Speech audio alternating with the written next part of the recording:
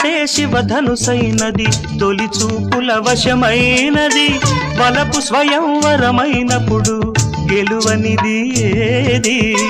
ఒక బాణము ఒక భార్య అన్నది శ్రీరాముని చిరయసమైనది శ్రీవారు వరమిస్తే సిరులన్నీ నావి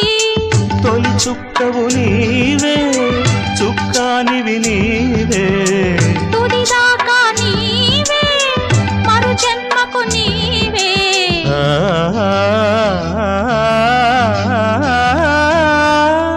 జానకి కలగనలేదు రాముని సతి కాగలనని ఏనాడు రాముడు అనుకోలేదు జానకి పతి కాగలనని ఆనాడు